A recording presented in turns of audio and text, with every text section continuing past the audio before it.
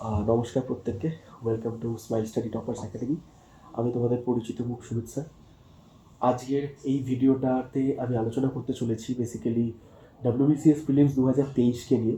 আমার সর্বশেষ অভিমত বা আমার ওপিনিয়ন এই এক্সামটা নিয়ে কি সেটা নিয়ে অনেকেই কমেন্ট করেছিলে, অনেকের কাট অফ বা তাদের অনেক প্রশ্ন ছিল, তোমাদের সকলেরই ছিল। তো সেক্ষেত্রে আমি একটু পেপারটাকে নিয়ে ভালো রকম অ্যানালাইজ করলাম।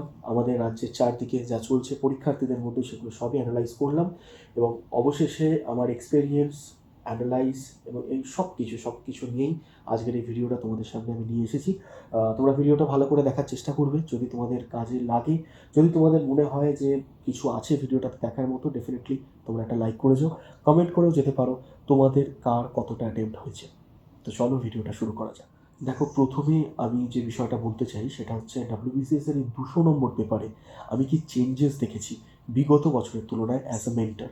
এবং আমি সবসময় নিজেকে মেন্টার এবং অ্যাসপিরেন্টও বলে থাকি, কারণ আমার মনে হয় যে আমি যখন ইউপিএসসি প্রিপারেশনও নিয়েছি বা যখন যেটাই করেছি লাইফে, আমাদের প্রত্যেককেই অ্যাসপিরেন্ট থাকা উচিত। কারণ অ্যাসপিরেন্ট থাকলে তুমি সবসময় সেই জিনিসগুলোকে অ্যাসপিরেন্টদের নজর থেকে দেখতে পারবে। তো সেক্ষেত্রে আমার নিজের এই 200 নম্বরে যেটা মনে হয়েছে যে বিগত বছরের সাথে যে পার্থক্যটা, সেই পার্থক্যটা হচ্ছে কঠিন এবং ট্রিকি প্রশ্নের মান অনেক বাড়িয়ে দেওয়া এবং তার সাথে সংখ্যাও বাড়িয়ে দেওয়া। অর্থাৎ আমাদের বিগত বছরে যদি প্রশ্নগুলো দেখি, তাহলে আমরা একটা জিনিস দেখতে পাবো যে কঠিন প্রশ্ন যদি বলি, একটু বেশ স্ট্যান্ডার্ড প্রশ্ন, বেশ কঠিন প্রশ্ন বা আউট অফ সিলেবাস মার্কা প্রশ্ন, তারা যেগুলো করতো সেটা 20টা 30টা বা 35টা অব্দি যেত, কখনো 40টা যেত। 200টার মধ্যে 20% অফ কোয়েশ্চেন্স যদি খুব হার্ডও হয়, অ্যাসপিরেন্টরা কিন্তু বাকি জায়গা থেকে 120 130 করে বেরিয়ে যেতে পারতো। কিন্তু এবার আমার প্রথমবার চোখে পড়েছে, এটা আমি সম্পূর্ণ আমার নিজের অভিমত দিচ্ছি, তোমরা অবশ্যই কমেন্ট সেকশনে জানিও তোমাদের কি মনে হয়েছে প্রশ্নটা দেখে। তো আমার নিজের এবারে মনে হয়েছে প্রায় 70 থেকে 75টা প্রশ্নই কিন্তু প্রিভিয়াস ইয়ার প্যাটার্ন, অর্থাৎ 10 বছর 15 বছরের প্যাটার্নকে ফলো করেনি, যেটা করা উচিত ছিল। যে কোনো ভদ্র সভ্য এক্সামে আমরা যখন যাই, আমরা প্যাটার্নটার কথাই দেখি প্রথম।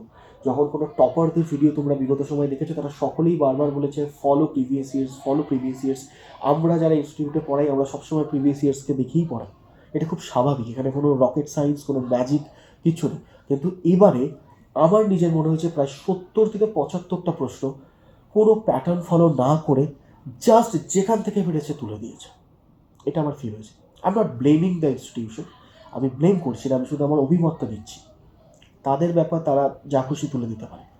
বাট কোথাও গিয়ে একটু চিন্তাশীল হওয়া দরকার যে যে অ্যাসপিরেন্টগুলো বাংলায় থেকে পড়াশোনা করছে, তারা অধিকাংশই বাংলা মিডিয়াম থেকে আসে অ্যাসপিরেন্ট। তো তাদের কথা ভেবে হয়তো একটু কোশ্চেন সেটটা করা দরকার। সহজ হোক বা কঠিন, প্রশ্নটা তৈরি করার সময় একটু এথিক্যাল হলে বোধহয় ভালো হয়। এটুকু এথিক্স আমি পিএসসি থেকে আশা করব ভবিষ্যতে। তো সেক্ষেত্রে আমার যেহেতু 70 থেকে 75টা প্রশ্নই খুব কঠিন লেগেছে, আমি জানি না তোমাদের কেমন লেগেছে, আমি ডেফিনেটলি তোমাদের কমেন্ট সেকশনে তোমাদের মতামতটা আশা করব। তো বাকি যেটা থাকে প্রায় 115 থেকে 120-25টা প্রশ্ন। এবার এই 120-25টা প্রশ্ন যখন বাকি থাকে, আমি তোমাদেরকে দায়িত্ব নিয়ে বলছি, আমি বেশ কিছু প্রিলিমস পাস করা ক্যান্ডিডেট, ডাব্লিউবিসিএস অফিসার, তাদের অনেকের সাথেই কথা বলেছি এবং আমি যেটা তাদের ধারণা থেকেও বুঝতে পেরেছি, এবং অবশ্যই আমার ইনস্টিটিউটে যে সমস্ত অ্যাসপিরেন্টরা এক্সাম দিতে গেছে, বাকিদের সাথেও আমি কথা বলেছি। ইউটিউব থেকে তোমরা যারা আমার সাথে কন্ট্যাক্ট করেছো, আমার নেক্সট ব্যাচের অ্যাডমিশনের জন্য অনেকের সাথেই কথা হয়েছে। তো আমি যা বুঝতে পারলাম, খুব ভালো যদি অ্যাসপিরেন্টটার প্রিপারেশন থেকে থাকে, তো সেরকম অ্যাসপিরেন্টের কাছেও কিন্তু এবারে 115 থেকে 120 স্কোর করাটাও কিন্তু বেশ চ্যালেঞ্জিং একটা ব্যাপার ছিল।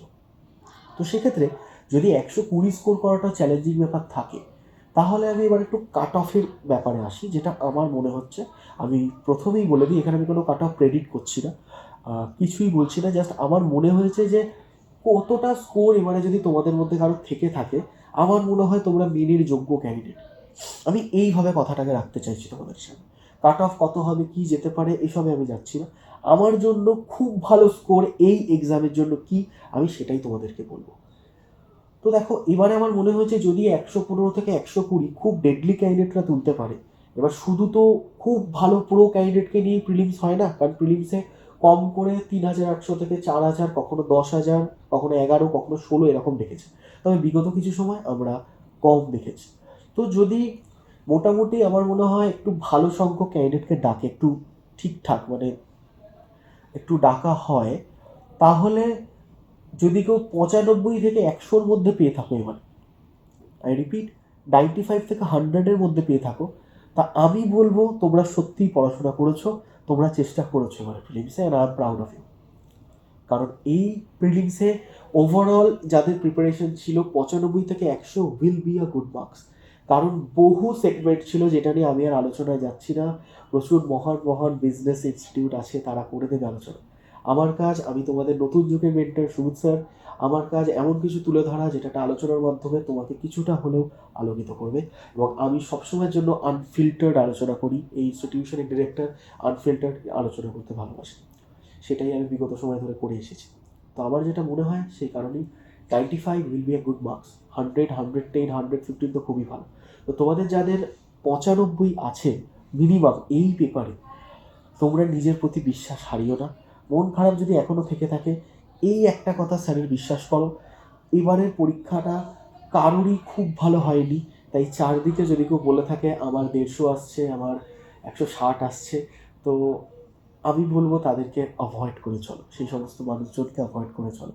তুমি নিজে যেমন পরীক্ষা দিয়েছো, একটা কথা হয়তো স্কুল লাইফ থেকে তোমরা শুনেছো যে তুমি যদি পড়াশোনা করে পরীক্ষা দিতে যাও, তুমি যদি কোনো প্রশ্ন না পারো, হয়তো বাকিরাও সেই প্রশ্নটা পারছে না। তো এই জিনিসটাকে মাথায় ঢুকিয়ে নাও।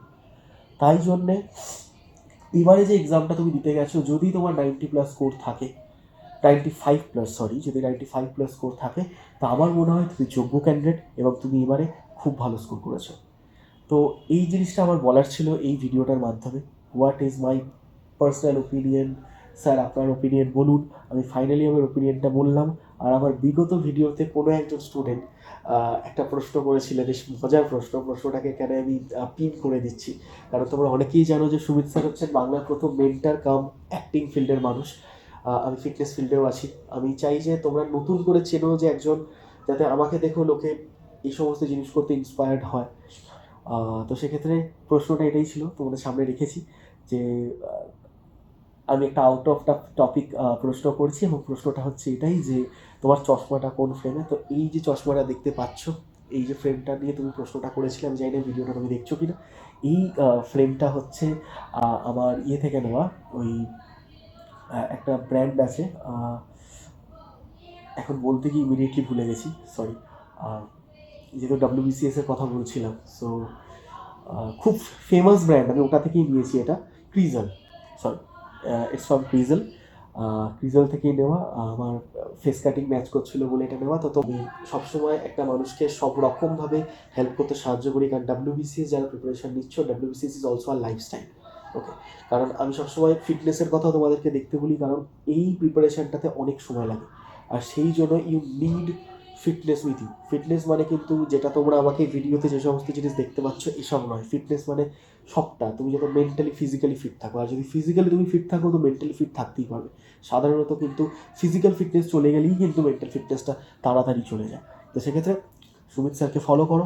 আমার ফেসবুক লিঙ্ক আমি ওয়েবসাইট এই ডেসক্রিপশানে দিয়ে দিচ্ছি। যারা যারা আমার সঙ্গে ফেসবুকে কানেক্ট করবে, করে নিতে পারো। অফিসিয়াল ফেসবুক প্রোফাইল ভেরিফাইড করা আছে। ধন্যবাদ সকলকে। দেখা হচ্ছে পরের ভিডিওতে আমি ডেফিনেটলি আমাদের 2024-এর ব্যাচ নিয়ে তোমাদের সঙ্গে মিট করবো। 24-এর ব্যাচে আমাদের জন্য কী কী এক্সাইটমেন্ট থাকছে সেগুলো নিয়ে মিট করবো। ধন্যবাদ ভিডিওটা দেখার জন্য। জয় হিন্দ। Thanks for watching the video.